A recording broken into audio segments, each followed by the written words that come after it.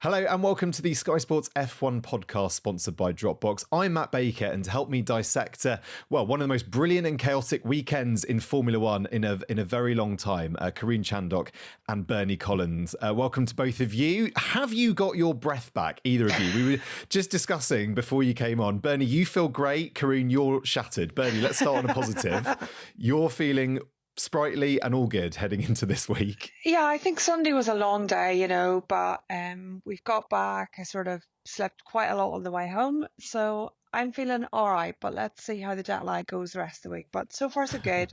I think it's really good that we got a qualifying and a race away. I think that's the main thing that everyone was. It would have been a long day on Sunday if we'd not got that. Karun, you're a bit more tired, perhaps. Well, I come back straight to two kids, and Bernie was in a much more comfortable seat than I was on the flight home. So, she was in the posh seats and I wasn't, which is why, that's two good reasons why I feel like I want to go back to bed, and she doesn't. In terms of your schedule on Sunday, it was quite chaotic, wasn't it? You were at the track for qualifying started local time, didn't it? 7:30. So you were at the track for 4:30. Did I hear that correctly? I think or up at 5:30. Yeah, I think we left the hotel at 5, so it was very rushed. Goodness. At least no traffic in Sao Paulo at that time. You would think not, but there was. I think it was impressive even at that time. 5:30, 5:45, getting to the track. The number of people queuing to get in for qualifying.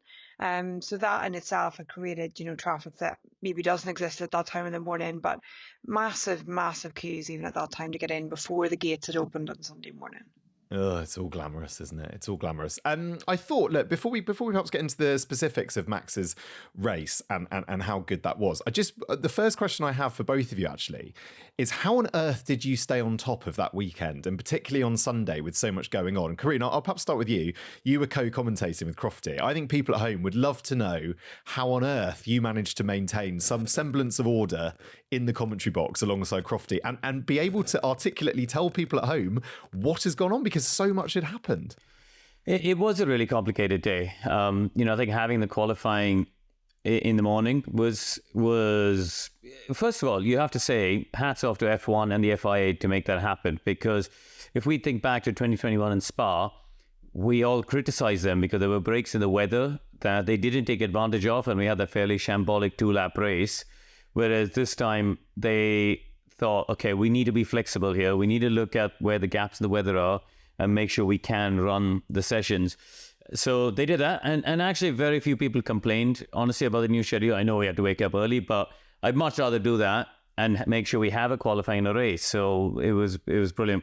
But you're right, there was a lot going on. And also qualifying, we had 5 red flags, which was, I think, the highest we've seen, or equal highest we've seen since a few years ago. So it's qualifying alone took an hour and 45 minutes, which meant that from the end of qualifying until the pit lane opening to go to the race was only 2 hours and 45 minutes, which is less than we have on a Saturday on a normal sprint weekend, right? So it was really intense. And then we had a quali where so much happened, and we had Christian Horner and Max Verstappen really emotional, really angry about the way qualifying had unfolded. They felt they'd been the victim of some fairly biased stewarding and officials, not restarting the session in time, or not red flagging it and not restarting in time to give him a lap and all this sort of stuff. So for people like us, for me to use the SkyPad and try and explain that actually it didn't matter. He was just unlucky. But, it was a huge effort for the whole team. We've got, just for people at home to know, and I know you guys know this, but we've got a team of people back in Austerley in the UK looking through onboard footage, looking through the timings, trying to help us put together these explanations of so, you first have to break down qualifying, then you sort of go, oh God, there's a race coming up. we now have to get our heads around that. And, we had all those cars in the barrier, and, Bernie, Ted and I were walking up and down the pit lane to see who might make it for the race, who won't make it, who might have to start from the pit lane. We have both Astons, we have both Williams cars, and Carlos Sainz, 5 cars, so a quarter of the grid, all the cars being in bits. So yeah, there was a lot to focus on in between. But yeah, it was good. keeps you on your toes, doesn't it? Bernie, you were in race control. So just explain to people at home, like, are you logging the race? How are you able to keep... I mean, of all the people on our team, with your strategy background, you're the one probably the best at doing this. How are you keeping on top of the race and the race story and 20 individual drivers' race story, as it were? Yeah, there's quite, in a normal race even, there's quite a lot going on and quite a lot to deal with. I sit very, very close to Karun and Crofty, so obviously listen intently to everything that they have to say, but then trying to listen into where I can to driver radio. And just from a workload point of view, I probably listen to somewhere between 8 and 10. I don't pick up everything that's said, but you're picking up as much as you can. But then trying to replay through onboards or driver radio to figure out, little bits that you've missed, and just trying to pick up all the data that you can. And it is a pretty hectic weekend. And then at many, many points, just going back to the FIA rulebook and trying to figure out what I thought might happen next. So quite a lot of my Sunday in particular was just going through the regulations to try and figure out exactly what I thought the next steps might be. So yeah, it was really busy, but actually that's really enjoyable, I think, from a race point of view, and sort of tests us all on our knowledge of what we think might happen or what the procedures are going to be. So I think it tested even the drivers and their pit walls, particularly at the start of the race. So yeah, I find it really interesting. It's nice we've got a race like that where there's lots to play for. Certainly came across on TV at home. It was such a enthralling whole weekend, but obviously particularly Sunday. Anyway, I'll tell you what's coming up on the podcast. We're going to get into Max Verstappen's masterclass, going from 17th to win the race. We're going to discuss where it ranks across one of the great drives in Formula One. We're going to also get into where it leaves Lando Norris, where it leaves McLaren now in their championship battles, and talk a little bit about Alpine's day as well, and a potentially bumper payday for Alpine due to their 2-3 result in Sao Paulo. But let's get into it then. Max Verstappen, his masterclass on Sunday. I've seen all sorts of superlatives being banded around for just how good it was. I think, Karun, what would be really good is just to start with a bit of context of how difficult that drive was from the outset, starting from 17th and going on to win in those conditions.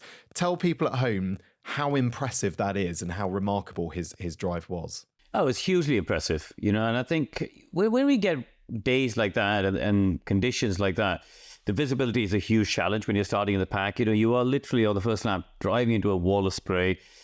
Clearly, a lot of people were struggling with brakes and with braking and trying to get the brakes at the right temperature. Different people who had one of the things that perhaps is less well known is there's a range of brake material. So sometimes you live and find two cars within the same team using different types of brake material. And there were a lot of people struggling with that.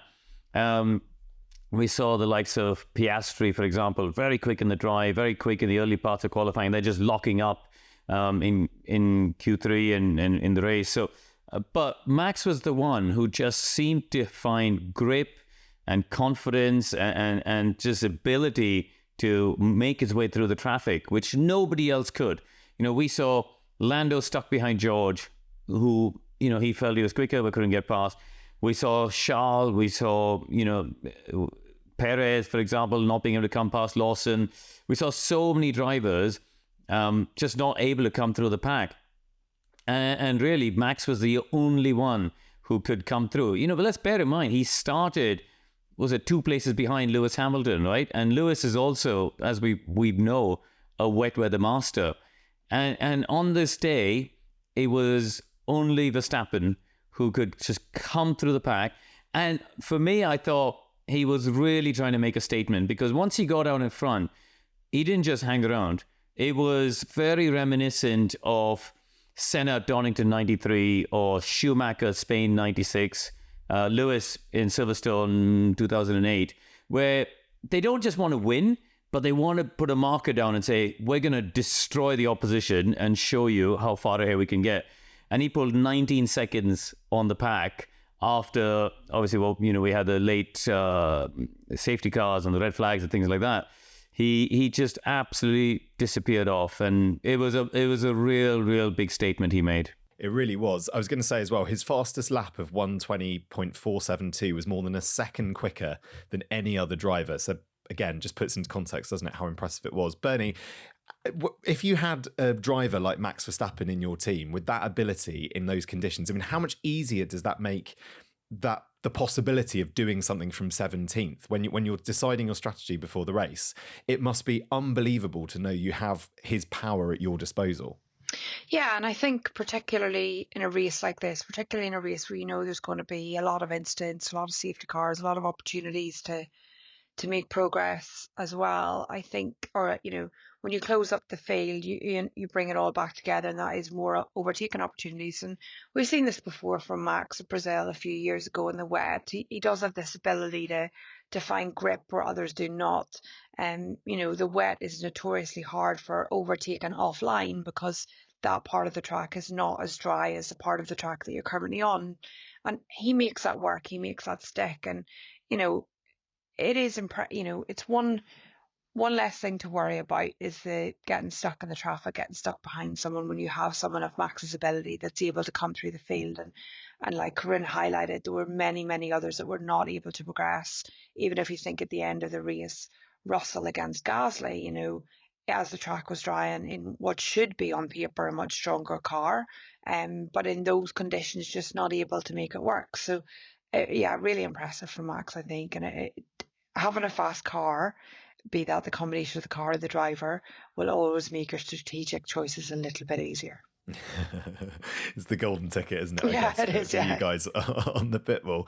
Karun, this is a stupid question. How hard is it to drive in the wet? What are the differences? What are the challenges of driving on a wet track compared to a dry track? If that's not such a silly question to ask.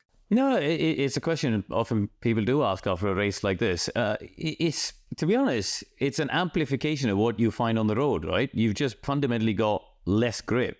Driving a race car is all about staying on that. Can you see my hands? There you go. Yeah. It's all about staying on that precipice, that edge of the grip versus speed, and just sort of balancing on that.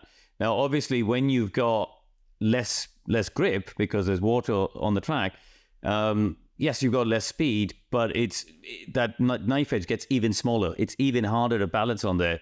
And that's where I think the great drivers are able to just literally, they're balancing on one little finger almost, and they just, but they're able to stay there on that knife edge and just let the car dance around and float around, but still know they're going to be in control and hang on to it and deliver that lap time. And yeah, what we saw on Sunday was, you use the word masterclass, which is the same I said on Sunday.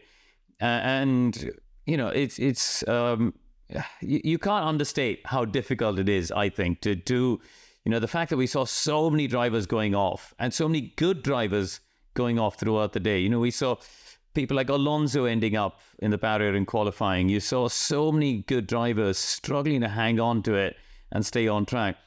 And I don't think we ever saw, Bernie, you can correct me if I'm wrong, but I don't think I ever saw Max going off the track, like even a lockup and going off like we saw from Leclerc and people like that. He just, at no point did he seem out of control throughout that race. Yeah, I agree, Karun. I don't think so. And actually, I just listened to his radio back, and towards the end of the race when he's getting into setting fastest laps, his race engineer's telling him, take it easy now, it's about getting it home. And he's saying, I'm in control, don't worry about it. So he had confidence right until the end. Karun, just on that final point on sort of the wet driving, does practice make perfect with that? We heard Max after the race say he referenced a lot of the driving he did as a youngster when he was racing with practicing with his dad, racing with his friends, practicing different scenarios, and that in turn has helped him to get more comfortable in those conditions. Like, how much as a young driver should you be practicing in the wet? Like, is it a case of, I don't know, say you've got a race coming up and it's pouring down outside, you go, right, this would be a great opportunity. Let's go down to our local track and practice in this because we know how useful that's going to be further down the line. It's funny, Jos Verstappen told me last year, he said because obviously he grew up in Belgium, Max did, quite close to the kart tracks. And he said every time it was raining, he'd make sure Max kept driving around and around to the point where Max's fingers would freeze and he couldn't hold the steering wheel. And then you go, okay, now you can get out. But all the other kids and all the other parents, when it would start raining, they'd go hide in the cafe and be drinking their hot chocolates, whereas Jos would have Max out on track, driving around and around and around, and just building up that muscle memory and building up that feel, getting his nerves to think and respond in a way to understand when the car does this, this is how I need to react to it. And this is where that limit is of where I can react before it spins. And Senna was the same. You hear stories of people who were karting around the same era of Senna in the sort of late 70s. And they said the same. Every time it rained, he would be the one who would run to jump in the kart and go out there and drive round and round and round to just keep building up that skill.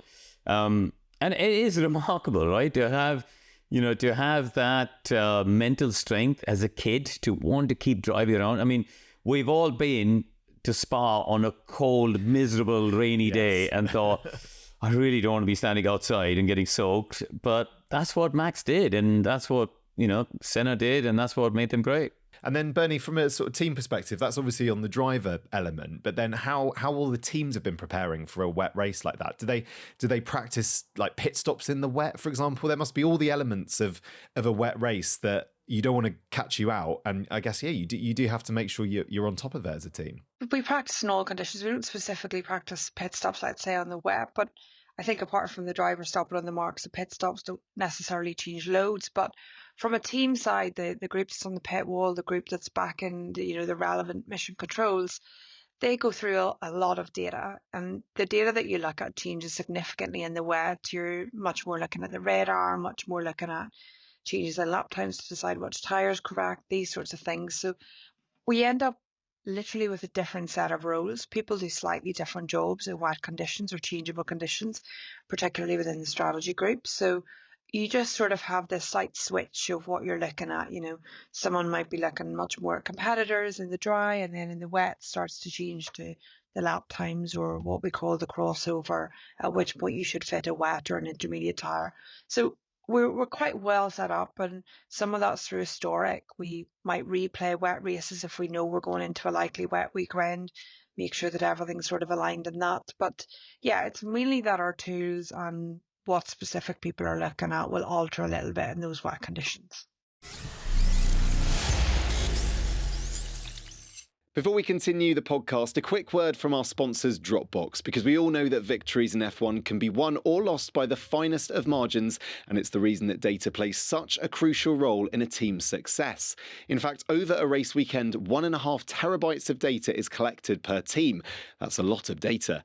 As a technology partner of the McLaren Formula One team, Dropbox is trusted for its fast, secure and reliable syncing and sharing capabilities, which helps the team quickly search and manage this huge amount of content and data.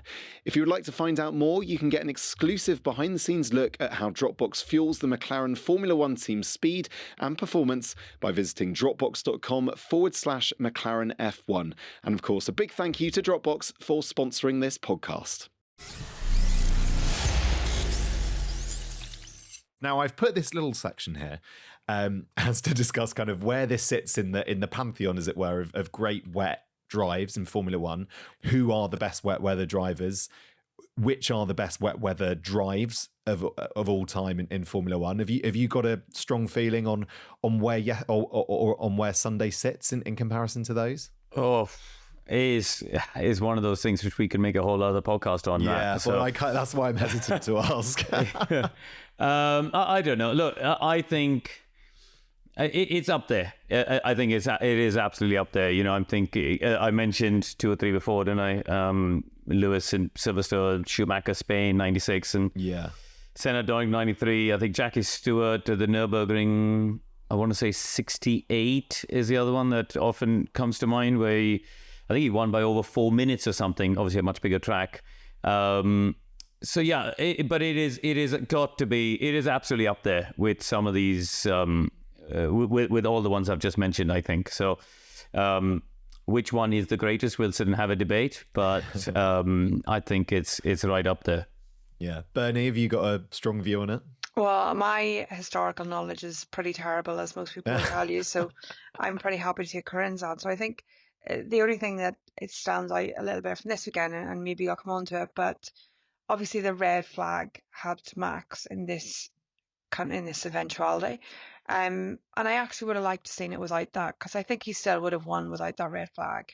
And therefore the win wouldn't have been tainted's the wrong word, but you would have taken away any discussion about people's opinion on getting lucky or unlucky with the red flag, because I think his pace was so on par that either way he was possibly going to come through the entire pack and win, and that would have really stood out, a little bit more than maybe it does to some of those.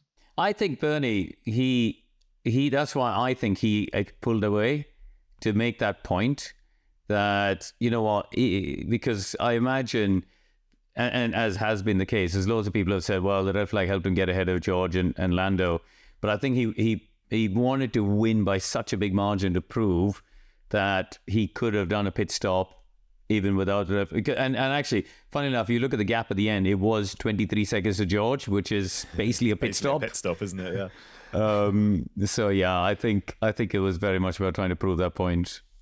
I was actually going to save this for later, but I think this is a good time to bring this in. I've got two questions and we can spend as long or as little time on this as we want. Two questions about silly Formula One things at the moment. Number one, changing tyres under a red flag has obviously come into light again this weekend, and the fairness of that. Obviously, if sometimes it works for you, sometimes it doesn't work for you. Clearly, this weekend it didn't work for Lando Norris because Max Verstappen was allowed to change his tyres under a red flag. Karun, do you have a strong feeling now about whether that rule should change, or do you think it's as it is okay? Look, the rule is primarily brought in from a safety perspective, right? Because if there was an accident, normally if there's a red flag, it's because of an accident. And normally if there's an accident, there's debris, on the track, and the cars might have run over the debris. So from a safety perspective, they brought the rule in to allow people to get rid of those tires. But from a sporting perspective, it is unfair. It is, I think, unfair to anyone who's got essentially a free pit stop. So I don't have a strong view as to what the answer is, because I think you have to consider the safety element. So whether there's some sort of way that you create an equalizer and say, I don't know, if you do a pit stop, if you change tires under red flag, you get 10 seconds added, or so, I don't know. There's got to be some way of creating some sort of balance, I think, to it, or maybe you have to go further back in the queue in terms of you add a certain amount of time and work out where you would be in the queue and positioning. So I don't think there's an easy answer. I don't think it's just a question of saying, we got to stop that rule, because there will be people who've got cuts to the tire and will get punctures, and then we'll have another crash, which is obviously not good for the sport. Yeah, what Karun's highlighted there is exactly why we have the regulation that we have. But even think of it in this wet condition, we've had a safety car, everyone's been driving quite slowly, everyone comes into the pit lane under the red flag, even slower than that. They all line up in the pit lane. Actually, to get those intermediates back to a temperature that they're going to be okay on the outlap is mainly the reason why a lot of people change the tyres. So that's why they're changing it at that point in time. So you can't have everyone leave the pit lane on very, very cold intermediates. Or if that's the situation, they're not allowed to change, you wait longer for them to get back up to the 60 degree that the inters are at. So I do appreciate the rules there. I think in dry conditions, one of the solutions would be not allow that to be your mandatory pit stop. So change tyres if you want, but that's not your mandatory pit stop. Obviously, in wet conditions, they don't have a mandatory pit stop, so a bit more of an uncertainty there. But I don't think with the best will in the world we're going to get away from being able to change tyres under red flags. I think the bigger problem for me here, and again, sorry, I keep preempting what you might actually come on to in the podcast, so I'm sorry for leading the way, but the bigger problem for me is that in this race, I think 3 or 4 people changed to full wets at a point. This was my question. Sorry, this was my question. You asked no, question, I'm pleased. And then I'll come back. No. I'm pleased you asked it because basically my question was, what is the point of wet tyres?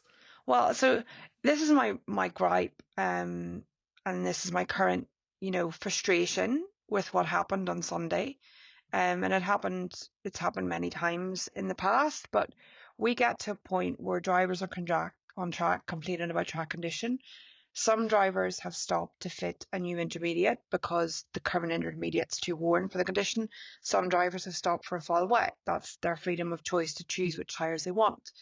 But the drivers that haven't stopped, and in particular, from what I gathered, Max Verstappen and Esteban Ocon, are then complaining very heavily about track condition, whether Max in particular calls out directly the FIA and the race director that there should be a red flag at a point where he had gains an advantage from it. Now, it's not for me to say if the track condition alone was enough for a red flag. I think the race director stood his ground significantly in not creating a red flag until the Colapinto accident. But the Colapinto accident happened on intermediate tyres in much, much worse conditions because drivers, teams, whatever, are resistant to take the pit stop to a full wet. And then it becomes this, can we hang it out on the wrong tyre, hoping for a red flag? So something needs to happen either to expand the window of the wet weather tyre that they can be fitted earlier and last longer when the conditions start to dry. But we had this period of 5 or 10 minutes really, really heavy rain, and everyone just trying to eke it out through that period, whatever way possible. And that creates the red flag. So I'm glad based on the conditions alone it didn't go to a red flag, but it is a pity that someone had an accident because they were on the wrong tyres, potentially wrong tyres for that condition at that time. So that's a frustration to me because in qualifying in Q1, everyone ran the wet tyres because they were the right tyres for that condition. In these conditions, they're happy to eke it out on 23-lap old inters and complain that conditions are too bad and almost demand a red flag. And that's, I'm not listening to everyone yet, but particularly the people that would benefit from the red flag were complaining very heavily about conditions in order to try and get the red flag. But also, I think if we didn't have the red flag, if Colapinto hadn't crashed, we didn't have a red flag, it would have been interesting to see what happened. I was talking to Alex Albon at the airport and Colapinto, and they were both saying it would have been interesting because the RBs went onto the full wet and actually seemed to have a lot of pace at that point. So it would have been interesting to see, if they had come through. Because one of the things, Matt, is when those conditions got worse, we saw massive gaps. That lap when the rain really came down, Ocon made 4.5 seconds on Max and made 6 seconds on Gasly. He found visibility and a bit more grip and he took a bit more risk maybe. But then further back, the RBs were finding like 10 seconds on the cars around them, right? So I think it is interesting just with the way it is at the moment with the tyres. The full wet tyre works in such a small window. And so the RBs would have gained a ton of time. But then when the rain stopped, they would have had to stop again and lose 25 seconds to go back. So, it would have been interesting to see just how that played out. But I think, there's a bit of George Russell radio, isn't there, that's come out where he's going, let's not pit, it's going to go red, let's not pit, it's going to go red, stay out. And they tell him to box, and then he goes, I told you it's going to go red when they called the red flag. And I get the frustration from it, right? I think from a team's perspective, they're going, well, your intermediates are quite old. It's the same call Mercedes made. The intermediates are quite old. If there's more rain coming, let's, give you a bit more tread. Let's be safe and stay out there. But yeah, I think, Alpine rolled the dice, didn't they? And Verstappen rolled the dice and by staying out. So yeah, okay, they were fortuitous the way it happened, but they also made that call, and took the gamble to stay out. Just final point on the wet tyres. The reason why I say what is the point of full wet tyres is because you look at the conditions as a fan sitting at home and you go, I mean, if this isn't full wet, what are these for? And I know it might be different when you guys were there, but that was kind of, if you're never going to use them then, when on earth would you use them? But Bernie, like you're saying, from a sporting sense, and I guess that's where the potential danger comes if you're offsetting like safety versus sporting, it kind of maybe that decision should be taken out of the hands of the teams and put into the hands of the FIA. Is that kind of a summation? I think we'd all be outraged if at the point people stopped for wet, the FIA came on and said everyone must stop to wet, because then there's no strategy, there's no driver. The drivers that survived on the Inter, Verstappen, Ocon and Gasly in particular, did exceptionally well to survive on those intermediates, and that can't be taken away from them at all. I just think it is wrong that drivers hang it out hoping that someone else crashes and creates a red flag. That doesn't seem like the right way to go with it. for those at home that are saying, if this isn't wet conditions, what is? You're totally right. It is wet conditions. On the laps that Karun's talking about, I think on one of the laps, Perez, who's on full wet, gains 12 seconds in a lap over Verstappen on a Inter. So 12 seconds, that's 2 laps. He would have gained the pit stop back. So the wet is entirely the correct tyre for those conditions. Now, if all 20 cars were on wet, would we have been able to survive that period of rain without an accident that caused the red flag? We don't know the answer to that. We don't know, but there would have been a much, much better chance of surviving without the red flag.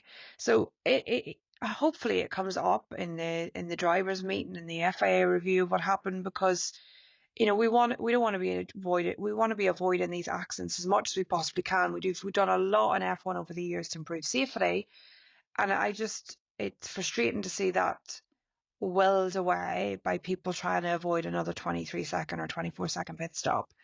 But yeah, the viewers at home, you are right. It was full wet weather conditions. So it's not that the tyres weren't working. They were working. It's that people strategically were thinking, how do we avoid having to make one stop to the wet and another stop to the Inter? But at that point, if the race had been allowed to continue without the red flag, that would have been quicker than fitting an intermediate and staying on that intermediate. Well, one of those drivers who was disadvantaged by the whole process of what happened, pitting under a virtual safety car, but then going green, was Lando Norris. And I thought it might be worth just a little chat about where this result kind of leaves him. Obviously, we know that the championship is the drivers' championship has certainly gone for him. Karun, I thought after the race he was quite philosophical about his position for the season, saying he's had a lot of good races recently. It was about time that something didn't go right. I mean, how will he be feeling, do you think, this week? I don't think they could put that down to bad luck.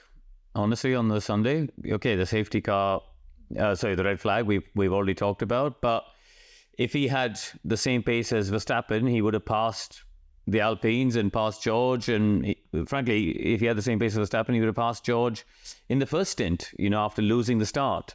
But we saw him go off the road, I think, it was at two or three different times at least. So at the end of the day, he didn't have the pace to fight against his championship rival, right? So, I think realistically, they can be proud of the season he's put together. The championship battle wasn't lost on Sunday in Brazil. It was lost in the first 5 races. If you rewind the clock to the opening 5 races of the season, that's where Verstappen really got this big advantage, very reminiscent of what we've seen from Jenson Button back in 2009. So, I think on the whole, look, they can be pleased with the season they've had. They can be pleased with the points they scored. But when you start 52 points behind coming into Miami, that's where the championship was lost, not on Sunday in Brazil. Yeah, it's interesting you say that, because that gap has almost stayed, hasn't it? It's kind of been 50 points. It's never really got below that, it feels. I would need to check that in terms of the numbers, but I think it's been around 50 or above, hasn't it, over the last few races. But in terms of then what Lando will look to do for next year, because this is, I guess we forget perhaps this is his first championship battle, as it were. And I was looking at maybe some of the reasons why, or the opportunities for improvement next year, where Norris has only converted 7 poles into 2 victories this season. So there will be a lot for him perhaps to go back to the drawing board with over the winter break, and then sort of get himself ready and able to compete for a championship, because we think, don't we, in 2025, that's going to be like the year of all years in Formula One, with so many teams and drivers able to compete for wins. Yeah, I just seen actually Sky this morning. I'm excited by how excited Martin Brundle is about next year. And I think we all agree with that. We all agree that, given how close it is now, if we just start the year where we finish off, it'll be amazing. But, just to give a little insight, the teams will track for each race where points were lost, be that, as Karun said, the first few races in car performance, how many were lost with driver errors, for want of a better word, at the start of the race, how many were lost through strategy errors, be that, I think it was Canada, missing the pit stop window. There'll be a tracker, a running tracker through the whole year of where points were lost in that championship. and where points were lost for Red Bull as well. So they will know what the biggest points loss through the year has been, where it's come, and they will look at each of those categories, be it reliability, pit stop decisions, car pace, and they will try and fix bits from each of those. So, that track will be fully available to them. And we've done it, I've done it so many times with drivers in the past and saying, this was the race where you had your biggest deficit to the competition. Let's look at, is it a specific corner, a specific driving at that event, a specific track roughness, tyre compound, whatever it is. So there'll be loads to work on over the winter. Just not having gone through all those numbers, and I will at some stage. The biggest thing for me seems to be this indecision or lack of trust between driver and pit wall that has caused hesitation at some decisions at some points in the year. And they'll be working on that. And every year the relationship will improve. You'll be more confident going into next year. So, and the start seemed to have got better, maybe not explicitly this week with Russell off the line, but McLaren will look at that again. It's very different wet conditions. So that will come. He'll take a lot of time to reflect over the winter.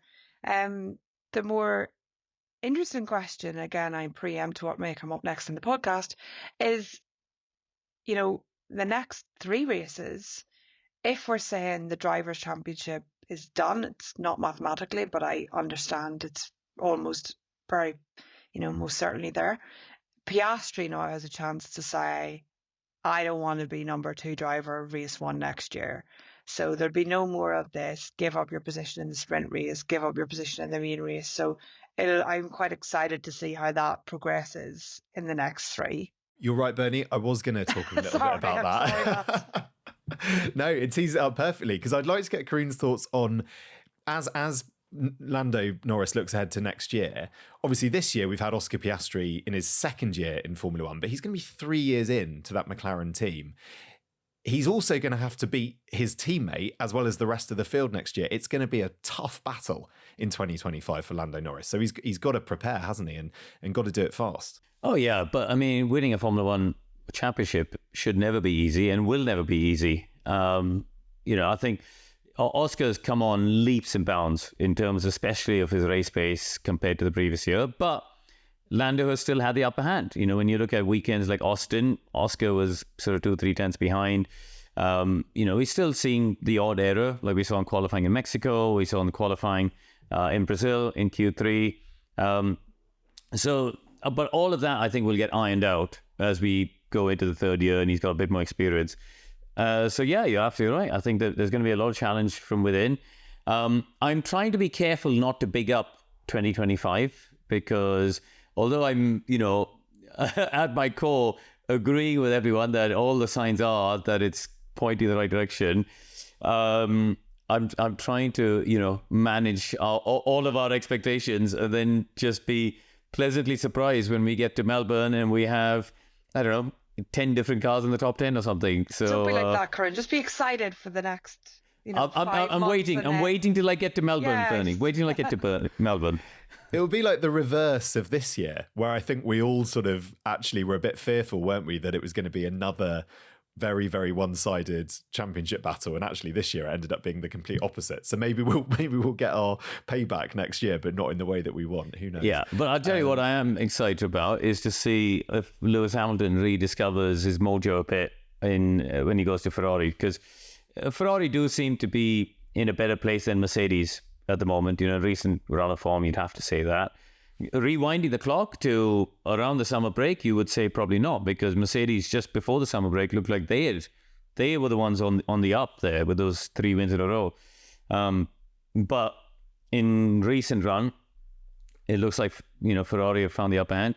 And I don't know about you, Bernie, but Lewis just sounded just dejected and disappointed. It sounded like if it was up to him on Sunday, he would just come and drive that demo in Senna's car and go back to the airport. He really, at no point. And honestly, watching the onboards, it looked awful. He just had no grip in qualifying. It had no grip, no confidence to do anything in the race, and just all the team radio comms. I mean, obviously you were listening to more, so it'd be interesting what you think. But yeah, it just sounded like pretty depressed really on the Sunday, and I'm not sure I blame him. Yeah, and that seemed to be the same in all conditions, even in the dry on Friday, it was the same. It's amazing even to think back that it was dry. I had to double check myself there that we did have some dry sessions, but in the dry on Friday, there was a lot of complaints about the car as well. It didn't seem like that was happy. And then, yeah, through Saturday and Sunday, that just continued. It just didn't seem comfortable in the car. And I think, Karun's described quite well at the beginning of the show the difference between driving in the dry and the wet. And if you're trying to get a car that you're not comfortable in to the edge of this knife edge, it's even harder in the wet if you're not at one with the car. So yeah, he sounded pretty miserable, and I think he's probably definitely on the countdown at the minute to the end of the season, which is unfortunate. Right. Should we end by just giving a big shout out to Alpine and their weekend? Hang on. Whoa. Go on. Before you do that, I think we should give a massive shout out to the Williams and Aston Martin mechanics. Yeah. Because the effort and work they had to put in to rebuilding those cars, only for then Colapinto to completely destroy his and Lance to sort of just drive into the gravel, must have been soul destroying for them. But I think they really are the unsung heroes. The hours they've had to work and the efficiency they've had to work to rebuild those cars, they need a massive shout out. And I hope their drivers bought them a large drink afterwards. Yeah, well, I was going to, because of the contrast between Williams and Alpine this weekend, I thought if you look at Williams' Sunday, 3 crashes in the same day, and then also that is a huge repair bill. And then Bernie, I reading what James Vowles was saying after the race, they're also going to struggle to get spare parts because they've burned through so many spare parts now for Vegas. Yeah, and I think that I've heard a few echoes of that up and down the pit lane. I don't think that's specific to Williams. I think Aston Martin probably not in a dissimilar position. God only knows what sort of spec the cars were rebuilt to. You're just trying to get something back together. That is one of the difficulties of having qualifying and the race on the same day, is you're all subject to this, because having 2 cars having 3 incidents in one day is, unheard of, really. But a lot of people in the pit lane were really, really struggling with the early start on Saturday or the early start on Sunday, the big turnaround in between. Then, they would have been there very, very late on Sunday night doing all the pack up as well. They don't leave anywhere near the same time that we leave. And I spoke to a few people and God, it's not a great way to end a triple header, but someone actually made the comment to me saying it would have been worse if it was race 2 of the triple header. It would have been much more difficult to go into the final race having had this really, really difficult one. There's a bit of a lapse now before Vegas, but what's going to happen is difficult to get all the parts, any of the parts manufactured in time. They'll be running down this year's stock if you want to, so as not to be within the cost cap and not have too many spares towards the end of the year. So it'll be a bit unexpected for them to having to be remanufacture bits, I think, at this stage of the year.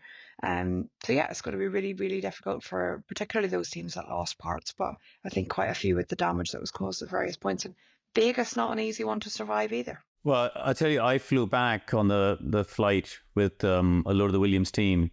When we got to Heathrow, there were all of these suitcases, massive suitcases coming, all marked straight to Grove. And I asked one of the engineers, I said, clearly you lot have been the designated parts carriers. Like, yep, these are all the bits that we're trying to cobble together and repair to take back. And there are others which will, just get left behind in the skip. So, but yeah, it was funny just seeing the stream of suitcases coming back marked as parts to repair. What were your thoughts on Franco Colapinto's weekend? The support he's garnered in such a small time in F1 is unbelievable, right? For a driver who's not at the sharp end either, it's quite amazing. There was a lot of talk coming into the weekend, wasn't it, about, is he a candidate for the Red Bull seat in the top team? I think it got fueled a bit more when Christian Horner wandered down to Williams to have a chat. And James Vowles sort of made a cheeky comment about Christian coming to taste the coffee, but clearly there's conversations going on there. My personal view is, he's clearly very quick, clearly very talented. I think we'll all admit, including Williams, that it's been a bit of a surprise, because his junior Formula record didn't suggest he's going to be as good as he has been. And maybe he just, is well suited to an F1 car or the style of driving. But I think it'll be a mistake to put him in a Red Bull. I think it's too early. I think If they were talking about putting him in an RB, I think that'll be a good, sensible choice and a career progression for him. I think if they put him in a Red Bull alongside Max, it could destroy him. I think it'll be too soon. The best choice is, or the best option is, if Checo improves and stays there, then they don't have to do anything and they can stay status quo. But if that improvement's not coming, maybe they're going to put Liam Lawson in. They put Franco in there, because honestly, if you look at the run he's had, it's like a perfect, and I use this in commentary, it's like a guy who has done the perfect job interview, right? He's come there, made an impact, bang, straight away quick, straight away results, Singapore, Baku, amazing. But then as you got into it and the races are unfolding, Mexico, he was some way off Alex in qualifying, and Brazil, he was some way off Alex in qualifying, 2 big shunts. It's still not the complete package in terms of his experience, I think. So I would think even for himself and his own management, I'd probably say, let's think of the long term here. And if there's an option of an RB instead of going to Red Bull, I think that would be better for him. And it's probably a better choice for Red Bull to be making as well. I mentioned it earlier about Alpine's 2-3 finish with Esteban Ocon and Pierre Gasly. An incredible result for that team.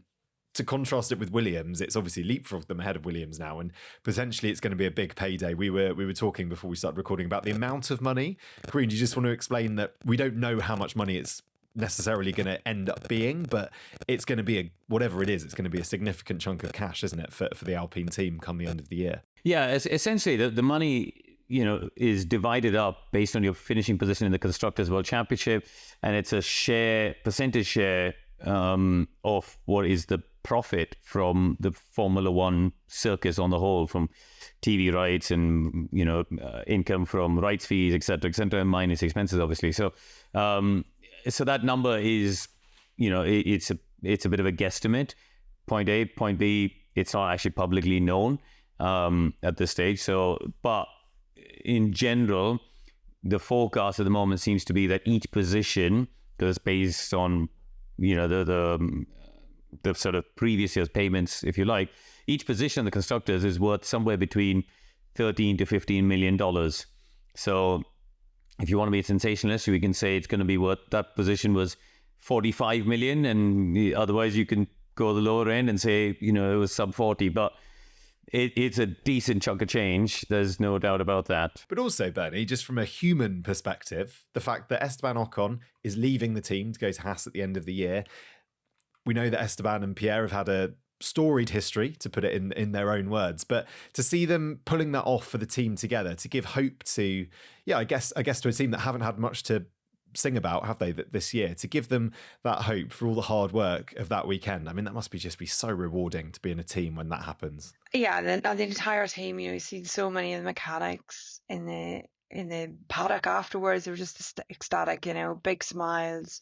Brilliant result to finish on. I think when you've had a tough year, you've really had a hard slog, you're underperforming, I think is fair to say, based on where they had been previously, then to get that result. And they know it's, it's not a turnaround in car performance. It's not the expected result they're going to have in Vegas, but still you have to be there to pick up the points. And they were there to pick up the points when others faltered for whatever reason. And, in the wet session, the pace looked good. Like, their pace was really good in the wet. So it wasn't just, again, the Verstappen lucky red flag. The car and the pace, the drivers did really, really well in those conditions. So that's good for them. And I think, part of that is they have 2 good drivers that just haven't been fit to show their best in these conditions, or in normal dry running conditions. So it's great for the team. It's a great morale boost. It's, and it will get them through the next triple header, where the car most likely is going to return to its previous form. It's going to be about hanging on a little bit for them, but it will feel, a fantastic feeling within the team. Great for both drivers, but, and I've not been on the podium as a driver, certainly not, but it will be felt long term within the team. And in fairness to them, actually, Gasly's qualifyings have been pretty strong in the dry, haven't they? If you look at the sprint quali we had on Friday, and even actually his pace in the sprint on Saturday morning in the dry was pretty solid. and he was in the top 10 in Mexico and Austin. So I think the upgrades they brought to the car in the sort of mini autumn break, if you like, between Singapore and Austin have delivered some performance. Ocon hasn't seemed to have got on with the updated car as well in the dry, but in the wet, he seemed to be the one with more pace, in qualifying and in the race. So yeah, big result for them, and for their team boss Ollie Oakes as well, right? First team podium as a team principal for him. So that was a good result for him too. He didn't fall into Simon Lazenby's trap of making it all oh wow, Ollie, incredible result since you've arrived. I thought he saw right through Simon there. No, he's kept his feet on the ground. I did text him during the red flag and said, have you added race leading team principal onto your LinkedIn page yet? And he replied, so I'll wait. I'm going to wait till afterwards. Yeah. No, he's kept his feet on the ground, and I think that's great. And that's what the team need, right? They don't want somebody lost in showbiz. Ollie's been around the sport for a long time. He's been a driver himself. He's he's really showing the humility that I think a leader of that team in a tough situation needs, and it's great to see, and I'm pleased for him and the team. Yeah, a brilliant weekend for Alpine. Right, just before we go, time to tell you about what's coming up over the next few weeks. We've got a few weeks off in Formula One, as we've mentioned, but we're going to be back with the Las Vegas Grand Prix in 2 weekends' time, between the 22nd and 24th of November. But in between, we've got a special episode next week with Martin Brundle, where he takes us through his story of the grid walk. Fascinating chat where we get to learn how that all began and how that all started. So keep your eye out for that on wherever you get the Sky Sports F1 podcast from. And then we're going to be back the week after with a look ahead to Las Vegas with Jenson Button. So all go in the podcast department. Karun, you might be going for a lie down now, potentially, just a little snooze. Well, no, I'm going to go play Snakes and Ladders with the kids. No rest for the wicked. No, the weather feels a bit Brazil spec actually, but so yes, we won't be in the garden. And Bernie, you're still full of life. You're full of energy. You're just going to go to the gym, yeah? Do you want to do some babysitting, Bernie? Come on down. That's on you, that one, Karun. You enjoy that. You enjoy your farm time. I enjoy my nice quiet house. And yeah, I'm gonna try and do a bit more analysis from the race, as geeky as that sounds. And I may try and get the gym in, because Brazil was not great for that with the long days that we had. Still so much to go through, to be honest, from that race. I think we've barely scratched the surface of what happened. So yeah, I'm sure plenty to keep you occupied over the next few days. Bernie, Karun, thank you so much for your time. Really appreciate it. We'll be back, as I mentioned, next Tuesday with that episode with Martin. Hope you can join us then. Bye for now.